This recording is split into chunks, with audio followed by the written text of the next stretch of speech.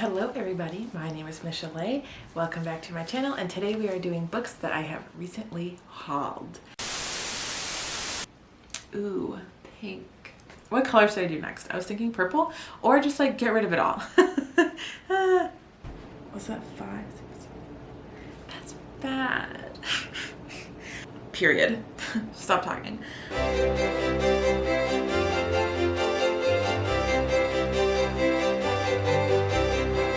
So I swear when I said that I wasn't gonna haul a lot of books in 2021, I was not kidding. I totally thought that I was gonna not haul a lot of books in 2021.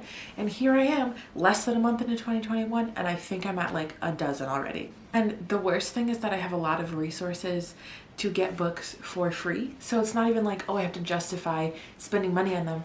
I'm not spending any money. It's bad, but I mean also good, because wait until you see the books I have. Okay, so the first book that I bought is Regarding the Pain of Others by Susan Sontag. And you should hopefully already know what this is, because it is for a video that I'm filming with my roommate Sabrina. This book is about how war and violence are represented within our media in different ways, and how that's affected in like the public sphere and public perception of war and violence. I did buy this book, but I did buy it for pretty cheap, and I'm very excited, and I hear great things about Susan Sontag. The next book I have, I just hauled today. It's by Maya Angelou, and it is I Shall Not Be Moved. This book is so thin. I can't even feel guilty about it. And also it's Maya Angelou, so I can't feel guilty about that either. But I got this from a client's library. If I haven't mentioned it, I'm a caregiver. And a lot of my clients live in buildings that are elderly people specific. So they have amenities within the buildings that other just like regular apartment buildings don't have. They don't actually have a system for checking books out. You just sort of take them, and it's the honor system of bringing them back. But Maya Angelou, the next 2 books and that one I picked up today. 3 books in one day is a lot. It wouldn't be a lot if I didn't have so many on the list that I promised myself I would get to this year. But ooh, so this book is Felon, which is another poetry collection by Reginald Dwayne Betts. And this is actually one of the books that was on, I believe, the New York Times best-selling list. New York Times best-selling just like kind of drops out of my mouth. The New York Times 100 Notable Books of the Year. And the reason that I looked at it specifically was because somebody tweeted that they were sad there was only 3 poetry books out of the 100, which I did feel was also a low number, and this was one of them. So this was already on my radar, and then I saw it today, and I was like, you're kidding me. You're kidding me. I'm so shocked to find new notable books at this elderly library, which, you know, carries 60 million copies of James Patterson and Sue Grafton and Nicholas Sparks, you know. So to find something like this was super cool. And last week at this same library at my client's building, I found Hidden Valley Road by Robert Kolker. You guys, this came out in September. It's January. The fact that it's already made its way to a library is crazy, because I'm pretty sure the Barnes & Noble closest to us was sold out of it the last time I went there. And I almost purchased it in December. I almost did, but it was $30, and I was like, I already don't need more books. So see, the money kept me from buying it, but then I got hold of it for free, which is insane. And also, whoever had this wrote in the margin, and same one, it's the same thing. So I think the same person has these books, and I don't know if they just have good taste. They are very aware of the New York Times, you know, lists, or I have a feeling they're making their way through these notable books or something like that, and then they're donating them to the library, because the library also has Hamnet, which is just blown up and was also on that list. I think of her library in a particular way. There's like obviously huge fiction section, short stories, poetry, but then there's mysteries, and then a lot of very small sections. So religion, health, senior, arts and entertainment and stuff like that. And they're just like corners of the pockets of the library that I just don't ever go in. So I never go in the religion section, especially, not that I wouldn't read religion books, but I'm really trying to only pick up books that I feel like I have to have, which in the moment is all of them, but you know what I mean. But so I never go in the biography section because for whatever reason, biographies to me feels like, ugh. Which is weird because memoir and nonfiction feels like, but that's the same. I mean, they're different but the same. Like they would be in the same category. If biographies is the only nonfiction section, obviously memoirs are going to be in there. So I just sort of like reworded that in my brain and I was like, oh. So I went over there and that's where I found Hidden Valley Road. I was like, what the heck? So this week I was like, obviously I have to be looking in sections that I otherwise would skip by, and I found this. And this is also like 7 or 8 months old, not even a year old yet, and that's just shocking. I'm very sorry I published the book. And honestly, it's been years since I read a Sue Monk kid book. In high school, our freshman year, we had summer reading. I don't know if you guys had summer reading. We had to read The Secret Life of Bees, which I absolutely loved and have been meaning to reread forever. But I honestly don't think I've read a Sue Monk kid book since then. For some reason, she still lives in my mind as an author that I love, even though I think I've only read one book. Oh my gosh, this is only her 4th work of fiction. And I have one of her other ones, so now I have 3 of the 4. It's from the perspective of a woman who marries Jesus, which I think is so interesting. And like I said, I already am pretty sure that I love her writing. So I'm so excited about this. I told myself last week that I wasn't going to pick up any books. This week I didn't tell myself that, and I think that's why I picked up 3. But last week I told myself I wasn't going to pick up any books from her library. And then I found Hidden Valley Road and I had to have it.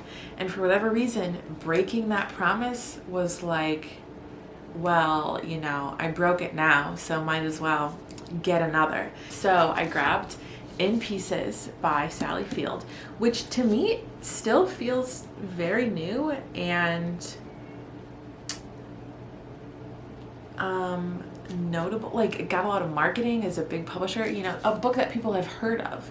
So to again end up in this library is crazy to me, but in reality it's not old. It's only like a year older than that. It came out in 2019, I think. But this is actually something that people that know me would surprise them that I want to read this, because it's a celebrity memoir, which is very just initially a turnoff for me. But when I was at a client's a long time ago and they were watching some kind of daytime television, she came on and she talked about this book. And the way she talked about her experience in entertainment as a woman and growing up and sexuality and the value of the arts, I thought was really articulate, and that's my food. Another one of my clients has a free library in her building. So it's just a couple of shelves of books that they put in their laundry room, and it's very give and take, they circulate more, whereas like this is a more legitimate library. I'm going to return those books. This is a free library, so if I really like it, I will keep it, otherwise I will return it. But I'm sort of in the mindset right now where I try to not look at their library, but I have to look. I'll just wait. I tried to not pick out books and read the summaries, and then because then I'm finding new books that I want to read.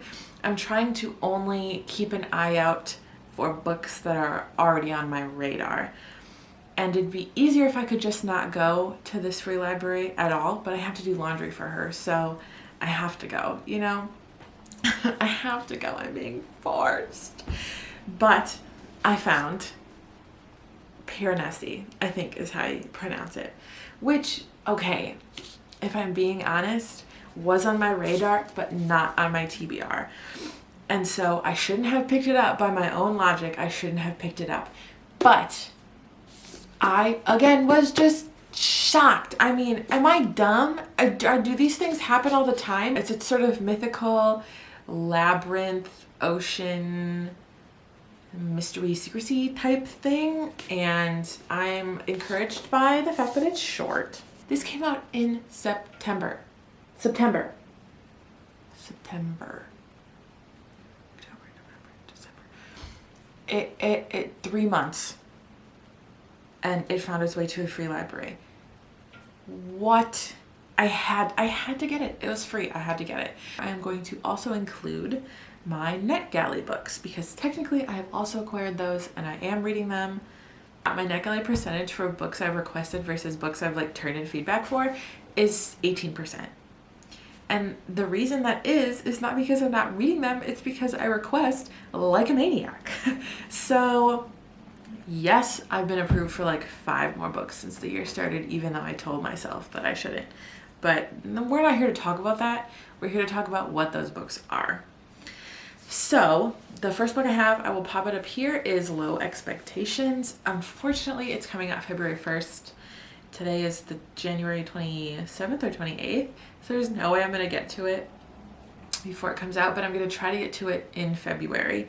The cover is great. I love it. I mean, I do judge books by their covers, and it attracted me a lot. Oh, sorry, that's by Stuart Everly Wilson. So I'm hoping I'll get to that in February. The next book that I have acquired this year is Friends and Dark Shapes. Also beautiful cover. This I think is also literary fiction. It sounds really good. Having lost my own father at a young age, I'm hoping that I can relate to her, and also I'm only 24, so I'm not yet late 20s, but I'm, within 5 years of it. Probably in 2 years I'll be considered in my late 20s. So I'm close to the struggle that these people are feeling. So I'm wondering if it's gonna strike a chord. We'll see, but that's what drew me to that. And oh my gosh, I forgot again. This is by Kavita Bedford, which I hope I'm saying that right. It's a really great name. Then we have The Membranes by Chi Ta Wei and translated by Ari Larissa Heinrich. Oh, yeah, wild. This is sci-fi, possibly sci-fi and literary fiction. Momo is the most celebrated dermal care technician in all of T-City. Humanity has migrated to domes at the bottom of the sea to escape devastating climate change. Then I got this, A Visionary Guide to Lucid Dreaming by Lee Adams. Lucid Dreaming is trippy, and I've been able to do it a couple of times, but if this book could help me do it more, that'd be crazy. Then I got Field Study by Chetla Sabri. I hope I'm saying that right. And this is another poetry collection. The title also stunning.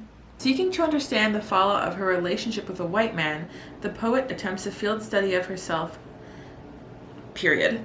Stop talking. The last book I have is All's Well by Mona Awad. And if any of you have heard of the book Bunny, that's by this author. So I was shocked that I got approved. I was like, I'm not even a small YouTuber. I'm a non-existent YouTuber. They call small YouTubers 10,000 subscribers and below. 10,000 to 1,000? I don't know. I have 40. But I have a friend who loved Bunny. My very quick feelings on it were, I personally could not get past the fact that so much of it was unexplained. So that's not a flaw with the book. That's just me personally not being cohesive with it, because I didn't like that, even though it was clearly an intentional choice. So the fact that we didn't get the answers to why ever,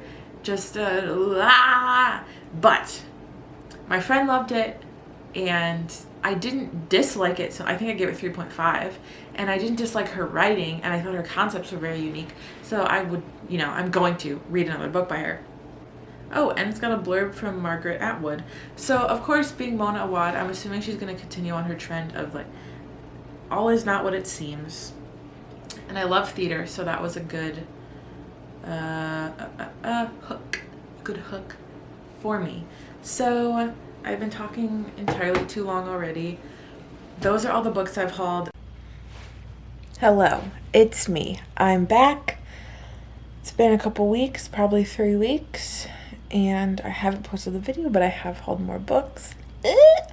Here are the books. I got The Color Purple from Martha's Library again, but it was in their discard pile because they have a nicer copy, so I snatched it. Then I got The Psychopath Test from another one of my clients' free libraries. The one I said is in the laundry room. This is about somebody studying psychopaths and how they got deemed to be such. He delves into the fascinating history of psychopathy diagnosis and treatments, from LSD-fueled day-long naked therapy sessions in prison to attempts to understand serial killers. So just, yeah, that just sounds super interesting to me. So pick that up. And then last, I finally got Curse of the Divine, which I don't know if I got this part of the video out, but is one of the books that I had already pre-ordered when I filmed this, but it hadn't come out yet. Was that 5? That's bad. But I have finished 6 this year so far, so that's good. Thank you for watching. Let me know if you've read any of these books, if I should get to them sooner rather than later. Let me know how many books you've hauled in 2021 so I feel less terrible. Like, please let me know how many books you've hauled in 2021. And yeah, that's it. I'll see you next time.